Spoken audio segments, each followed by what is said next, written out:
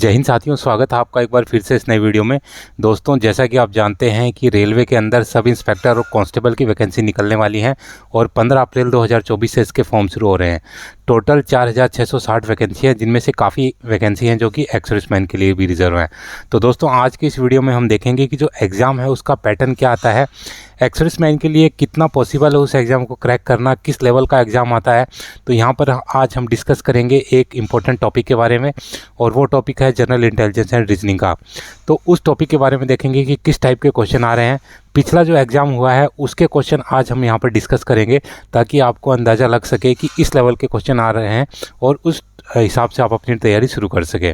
तो दोस्तों, सैनिकों से जुड़ी सारी खबरों को जानने के लिए सब्सक्राइब का बटन दबाएं और बेल आइकन को प्रेस करके ऑल का बटन दबाएं, ताकि सारी लेटेस्ट जानकारी आपको मिले सबसे पहले। तो चलिए शुरू करते हैं वीडियो। दोस्तों, सबसे पहले बात कर लेते हैं कि जो एग्ज़ाम होगा उसका पैटर्न क्या होगा। उसके बाद हम देखेंगे कि क्वेश्चन किस प्रकार से आएंगे। तो एग्ज़ाम का पैटर्न कुछ इस प्रकार से होगा कि उसमें टोटल 120 क्वेश्चन आएंगे, जो कि 120 मार्क्स के होंगे, और टोटल इन्हीं नंबरों के ऊपर आपकी मेरिट जो है डिपेंड करेगी। जो भी कोई कैंडिडेट 120 में से मैक्सिमम मार्क्स सिक्योर करेगा उसी का सिलेक्शन होगा, क्योंकि इसके आगे जितने भी टेस्ट होंगे वो सारे क्वालिफाइंग इन नेचर होंगे। यही एक मेन टेस्ट है जिसके बेस के ऊपर आपका सिलेक्शन होगा। तो इसमें मेनली 3 सब्जेक्ट आएंगे: जनरल अवेयरनेस, अर्थमेटिक और general intelligence and reasoning. General awareness के 50 क्वेश्चन होंगे, जो कि 50 मार्क्स के होंगे। जनरल अवेयरनेस, जैसा कि आप जानते हो, नॉर्मल डे टू डे की एक्टिविटीज़ की चीज़ें और कुछ एक आपकी सामान्य ज्ञान की चीज़ें। अर्थमेटिक का पार्ट 35 नंबर का होगा, जो इसके 35 क्वेश्चन होंगे, और जनरल इंटेलिजेंस एंड रीजनिंग के 35 क्वेश्चन होंगे, जो कि 35 मार्क्स के होंगे। इसके लिए टोटल आपको समय मिलेगा 90 मिनट, यानी कि 1.5 घंटा, और इसमें 1/3 की नेगेटिव मार्किंग है। दोस्तों, आप इसको हिंदी इंग्लिश के अलावा बाकी टोटल 15 जो लैंग्वेज है उनमें आप अटैम्प्ट कर सकते हैं। सारे जो क्वेश्चन होंगे ऑब्जेक्टिव टाइप के होंगे। तीनों सब्जेक्ट हैं, तीनों सब्जेक्ट्स अपनी अपनी इंपॉर्टेंस रखते हैं, और इनको हम आने वाले टाइम में सभी को कवर करेंगे। लेकिन आज हम कवर करेंगे जनरल इंटेलिजेंस एंड रीजनिंग, और पिछले साल का पेपर देखेंगे कि उसमें जो जनरल इंटेलिजेंस एंड रीजनिंग है वो किस प्रकार की आई थी, उसका जो लेवल था वो किस प्रकार का था। तो चलिए शुरू करते हैं। दोस्तों, पहला सवाल है कि वह युग्म चुनें जिसमें शब्द अलग तरह से संबंधित है। तो इसमें 4 जो जोड़े दिए हैं वर्ड्स के, और चारों में देखना आपको कि कौन सा अलग तरीके से संबंधित है। तो जैसे तेल, दीपक, विद्युत, मशीन, पानी, नल और ऑक्सीजन, जीवन। तो दोस्तों, इसमें लगभग सारे सेम ही दिख रहे हैं, लेकिन अगर आप ध्यान से देखेंगे तो जो option A, B and D है वो एक दूसरे के ऊपर ज़्यादा डिपेंड है, क्योंकि जब तेल दीपक से मिलता है तो रोशनी होती है, और वो एक दूसरे से इंटरकनेक्ट है। जबकि पानी और नल को आप देखेंगे तो एक दूसरे से इंटरकनेक्ट नहीं है। नल सिर्फ एक साधन है पानी को ले जाने का, लेकिन बाकी जो तीनों चीज़ें हैं वो एक दूसरे से ज़्यादा कनेक्टेड हैं। तो यहाँ पर आपको थोड़ा डीप देखना पड़ेगा कि जैसे तेल दीपक का जो संबंध है, विद्युत मशीन का जो संबंध है, ऑक्सीजन और जीवन का जो संबंध है, वह संबंध आपका पानी और नल का नहीं है, क्योंकि वह एक साधन मात्र है, ना कि वो उसका एक कंपोनेंट है। इसका उत्तर होगा सी, पानी और नल। दोस्तों, ये जो कथन और निष्कर्ष वाले जो क्वेश्चन हैं ये काफ़ी एग्जाम्स के अंदर आते हैं और काफ़ी सरल क्वेश्चन होते हैं। थोड़ा सा इसमें अगर आप कोशिश करेंगे, इसकी प्रैक्टिस करेंगे, तो आसानी से सारे जो सब्जेक्ट इनको जो क्वेश्चन है इनको आप सोल्व कर सकते हैं। तो देखते हैं इस कथन में क्या रहता है। दोस्तों, ये जो प्रश्न है इसमें कथन दिए गए हैं और उसके बाद इसके निष्कर्ष निकाले गए हैं। तो देखते हैं सबसे पहला कथन क्या है। तो यहाँ पर आपको ऐसे ड्रॉ करना पड़ेगा। अगर आप इजीली ड्रॉ कर पाएंगे तो आसानी से इसको क्वेश्चन को सोल्व कर पाएंगे। तो जैसे यहाँ पर सबसे पहला कथन है कि सभी बिल्लियाँ कलम हैं। तो दोस्तों, यहाँ पर जैसे मैंने 4 बॉक्सेस बनाए हैं, और आपको भी इसी प्रकार से रफ पेपर के ऊपर बॉक्स बनाने हैं और उसके बाद इस क्वेश्चन को सोल्व करना है। तो यहाँ पर सबसे पहला कथन है कि सभी बिल्लियाँ कलम हैं। तो ये बिल्लियों का बॉक्स है, ये हम कलम के अंदर रखते हैं, क्योंकि कथन में दिया गया कि सभी बिल्लियाँ कलम है। अभी आपकी मर्जी है कि आप इसको यहाँ भी रख सकते हैं, यहाँ भी रख सकते हैं, यहाँ भी रख सकते हैं, लेकिन बाहर नहीं होगा। क्योंकि बाहर इसलिए नहीं होगा क्योंकि जितनी सारी बिल्लियाँ हैं वो सारी कलम है, ये कथन में स्पष्ट किया गया है। दोस्तों, इसके बाद जो नेक्स्ट कथन है वह है कुछ खिलौने कलम है। तो यानी कि ये खिलौने का बॉक्स अपन ने बनाया है, और यहाँ पर अपन इसको यहाँ पर रखेंगे, क्योंकि जो कुछ खिलौने हैं वही कलम है। सारे खिलौने अपन ऐसे नहीं रख सकते। हम इसको चाहे तो ऐसे रखेंगे, यहाँ पर रख सकते हैं, ऊपर रख सकते हैं, तो कहीं भी रख सकते हैं, लेकिन कुछ खिलौने कलम है, तो यानी कि कुछ हिस्सा खिलौनों का वो कलम है। इसके बाद नेक्स्ट है कि सभी लड़के खिलौने हैं। तो ये जो लड़कों का जो बॉक्स बनाया है ये खिलौनों के अंदर रखना है, क्योंकि सभी जो लड़के हैं वो खिलौने हैं। तो यहाँ पर अपना जो डायग्राम है वो कंप्लीट होता है। अभी हम देखते हैं कि निष्कर्ष क्या है। निष्कर्ष पहला है कि सभी कलम लड़के हैं, तो सभी जो कलम यहाँ पर हैं और ये लड़के इधर हैं, तो ज़रूरी नहीं है कि सभी कलम लड़के हों, तो इसलिए हमारा ये जो कथन है ये हमारा जो पालन नहीं करता है। और दूसरा है कि कुछ बिल्लियाँ खिलौने हैं, कुछ बिल्लियाँ खिलौने हैं, तो यह भी कोई ज़रूरी नहीं है, हो सकता है हों भी, क्योंकि अगर खिलौनों की पोजीशन यहाँ पर आ जाएगी तो हो सकता है हो भी, लेकिन यहाँ पर है तो हो सकता है नहीं भी हो। तो जब ऐसी सिचुएशन हो सकती है कि अगर हो या नहीं हो, तब आपको नहीं पे जाना है। तो इसका मतलब निष्कर्ष 1 और 2 में से कोई भी पालना नहीं करते हैं, तो इसका उत्तर यह होगा। इसके बाद जो नेक्स्ट क्वेश्चन है वो नंबर सीरीज़ का है। तो कांस्टेबल के अकॉर्डिंग ये नंबर सीरीज़ काफ़ी इजी है। इसमें डायरेक्टली आपको वैल्यूज़ को कम करना है, जैसे 75 माइनस 12, फिर -11, फिर -10, 9, 8 और लास्ट में जो आपका आंसर होगा वो 18 होगा। तो दोस्तों ये जो रीजनिंग मैं बता रहा हूँ, नॉर्मली जो 10th और 12th लेवल की रीजनिंग आती है उसमें नंबर सीरीज़ इतनी ही आती है। जैसे जैसे एग्ज़ाम का लेवल बढ़ता रहता है, आपका जो नंबर सीरीज़ का जो लेवल है वो भी बढ़ता रहता है। तो एज़ पर कांस्टेबल ये नंबर सीरीज़ है, इसी लेवल की आती है, थोड़ी बहुत अप डाउन रहेगी, बाकी इससे जो बहुत ज़्यादा हार्ड नंबर सीरीज़ आपकी नहीं आएगी। कुछ इस टाइप के क्वेश्चन आते हैं कि आपको 2 कथन दिए रहते हैं और उनमें से आपको फिर बताना पड़ता है कि कौन सा कथन जो है पालन करता है। तो इसमें दिया गया है कि एक प्रश्न में एक कथन के बाद 2 निष्कर्ष दिए जाते हैं, तो उस निष्कर्ष का चयन करें जो तर्कसंगत रूप से सही बैठता है। तो यहाँ पर एक कथन दिया गया है कि एक डॉक्टर केवल खून बहने वाले घावों का उपचार करता है जो गोली लगने के कारण होते हैं।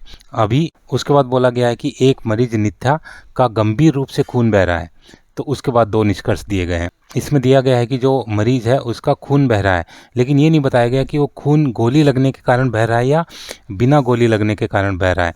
तो निष्कर्ष पहला है कि डॉक्टर द्वारा नित्या का उपचार किया जाता है। तो डॉक्टर केवल उन घावों का उपचार करता है जो गोली लगने के कारण जिसका खून बहा है। तो यहाँ पर हम इसको तर्कसंगत नहीं मानते हैं, क्योंकि उसका उपचार हम कन्फर्म नहीं बता सकते कि उसका उपचार किया जा रहा है, क्योंकि इसमें नहीं लिखा गया है कि वह जो घाव है गोली लगने के कारण है। जो पहला जो निष्कर्ष है वो पालन नहीं करता है। दूसरे, डॉक्टर ने नित्या का उपचार नहीं किया। अभी यह भी नहीं बता सकते हैं कि नहीं किया, क्योंकि यह बताया नहीं गया है कि गोली लगने के कारण हुआ या नहीं हुआ, तो इसलिए दोनों निष्कर्ष ही वो पालन नहीं करते हैं। तो इसका जो आंसर होगा वो आपका ए होगा। इसके बाद कुछ आपके नॉन वर्बल क्वेश्चन भी आते हैं, जिनमें कि ये ऐसी इमेज दी हुई होती हैं और इसमें लिखा गया कि एक चित्र को केवल एक बार इस्तेमाल करके चित्र को 3 वर्गों में एकत्रित कीजिए। यानी कि आपको 2-2 के ग्रुप बनाने हैं, टोटल 6 हैं, यानी कि आपको 3 ग्रुप बनाने हैं। तो 3 ग्रुप आपको इस हिसाब से बनाने हैं कि एक जो फिगर है उसकी कोई ना कोई पार्ट दूसरे के अंदर समाहित हो जाए। समाहित होने का मतलब है कि एक फिगर दूसरी के ऊपर जब बैठाई जाए तो वो उसके अंदर मर्ज हो जाए और वो अलग से दिखाई ना दे। तो जैसे यहाँ पर आप देख रहे हो कि फिगर 1 फिगर 6 के साथ मर्ज हो सकती है, फिगर जो 4 है वो फिगर 2 के साथ मर्ज हो सकती है, और फिगर जो 5 है वो फिगर 3 के साथ मर्ज हो सकती है। तो इस प्रकार से इसके जोड़े बनेंगे। दोस्तों नेक्स्ट क्वेश्चन है कि यदि किसी निश्चित भाषा में एंट्री को 1 2 3 4 5 के रूप में कोड किया जाता है और स्टडी को 9 3 1 7 8 5 के रूप में कोड किया जाता है, तो उसी भाषा में ENDER को किस भाषा में कोड किया जाएगा, कैसे कोड किया जाएगा। तो दोस्तों ऐसे जो क्वेश्चन होते हैं वो 2 या 3 तरीके से सॉल्व होते हैं। जैसे ये तो सिंपल है, यहाँ पर डायरेक्ट आपको दिया गया है कि जो कोड की जो डिकोडिंग आप डायरेक्ट यहाँ पर कर सकते हो। कई बार आपको ABCD की सीरीज़ लिख के उसमें फिर नंबरिंग करके भी आपको करना पड़ता है।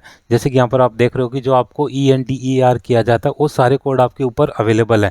जैसे E का कोड आपके ऊपर अवेलेबल है एंट्री के रूप में, NDER सभी का कोड है। तो यहाँ पर इसको सोल्व करेंगे तो E के लिए जैसे कि एंट्री के लिए E में 1 का कोड दिया गया है और स्टडी में भी E के लिए 1 का कोड दिया गया है। तो सबसे पहले आप देखेंगे कि 1 किसके शुरू में आ रहा था। यहाँ पर जो 3 संख्या हैं उनके शुरू में 1 आ रहा है A, B और D के रूप में। और इसको शॉर्ट करने का आसान तरीका है कि सबसे लास्ट में देखें कि R के लिए कौन सा कोड है। तो R के लिए जो 4 का कोड है, तो यहाँ पर हम डायरेक्टली पता कर सकते हैं कि जो B इसका आंसर होगा और बाकी जो A, C और D इसके आंसर नहीं होंगे। तो इसलिए आपका समय बच जाएगा, आप डायरेक्ट लास्ट पे जाके इसको डिकोड कर सकते हैं। इसके बाद नेक्स्ट क्वेश्चन दिया गया कि विकल्पों में से उस आकृति को नीचे दिए गए पैटर्न में सबसे अधिक अच्छे ढंग से पूरा करती है। तो उसको आपको चुनना है। तो देखने से ही पता लग रहा है कि जो आकृति C है वो इस पैटर्न को अच्छी तरह से फिल करेगी, बाकी जितनी भी आकृतियां हैं वो ठीक प्रकार से नहीं बैठ रही हैं।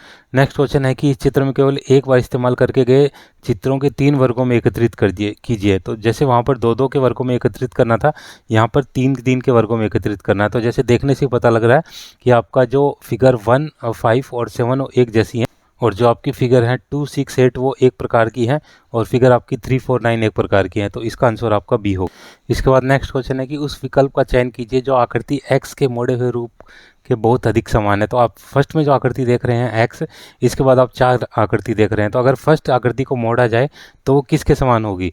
तो इसमें इस टाइप के क्वेश्चन को स्टडी करने के लिए आपको थोड़ी प्रैक्टिस करनी पड़ेगी, लेकिन एक बार प्रैक्टिस के बाद आप आसानी से जान पाएंगे कि इसमें जो है, जो आर की जो आकृति है वो सबसे मुश्किल है ऐसी आकृति बनना। जो पी क्यू और एस है वो इसमें बन सकते हैं। तो इसका आंसर डी होगा। दोस्तों, इस प्रकार के भी कोडिंग डिकोडिंग के क्वेश्चन आते हैं जिसमें लिखा गया है कि निम्न में से नीचे दिए गए संबंध को सबसे बेहतर तरीके से पूरा करेगा। तो CAT कैट के लिए आपको दिया गया है DDY, और BIG के लिए पूछा है कि क्या होगा। तो CAT में अगर हम ध्यान से देखें तो इसका DDY कोड इसलिए बनाया गया है क्योंकि इसका जो गैप है 1, 3 और 5 का है। C के बाद D1 में 1 का गैप है, A के बाद D का 3 का गैप है, और T के बाद Y का 5 का गैप है। तो इसी प्रकार से अगर हम BIG का कैलकुलेट करेंगे तो इसका जो आंसर होगा वो CLL होगा। इसी तरह का एक अन्य क्वेश्चन है कि आपको इसमें विषम बताना है। अल्फ़ाबेट दिए गए हैं BDFE। तो अगर आप ध्यान से देखेंगे कि तो B, D और F ये सम अल्फ़ाबेट हैं, यानी कि ये 2, 4 और 6 नंबर की पोजीशन पे आते हैं, जबकि जो E है 5वें नंबर की पोजीशन पे आता है। तो ये विषम जो अल्फ़ाबेट है, तो इसको इसका जो आंसर होगा वो E होगा। इसी प्रकार से फैमिली रिलेशन के भी क्वेश्चन आते हैं। तो यहाँ पर दिया गया कि एक लड़की का परिचय देते हुए राजेश ने कहा कि वह मेरे भाई के पिता की इकलौती बेटी है। तो लड़की का राजेश से किस प्रकार संबंध रहता है? तो इस प्रकार के क्वेश्चंस के लिए आप अपने ऊपर ले सकते हैं कि भाई आप अगर राजेश हैं तो आप का जो भाई है उसके पिता की इकलौती बेटी आपकी क्या लगेगी। तो इस प्रकार से क्वेश्चन आसानी से संभल सकते हैं। तो इसका जो उत्तर होगा वो सी होगा, बहन। तो दोस्तों, एक ये क्वेश्चन है रीजनिंग का। इस टाइप के भी क्वेश्चन आते हैं जहाँ पर फैमिली रिलेशंस के क्वेश्चन होते हैं। तो ये जो क्वेश्चन है ये मैं आपके लिए छोड़ता हूँ कि ये पिछले 2019 के एग्ज़ाम में पूछा गया है, और अगर आप इसको निकालते हैं तो आपको आइडिया हो जाएगा कि किस लेवल की जो रीजनिंग आती है। तो दोस्तों, ये थी सारी रीजनिंग। उम्मीद है कि वीडियो आपको पसंद आया होगा। वीडियो अगर पसंद आए तो लाइक, शेयर एंड सब्सक्राइब करना ना भूलें, और बने रहें मेरे साथ इसी प्रकार के इंटरेस्टिंग वीडियोज़ के लिए। वीडियो बने रहने के लिए आप सभी का धन्यवाद। जय।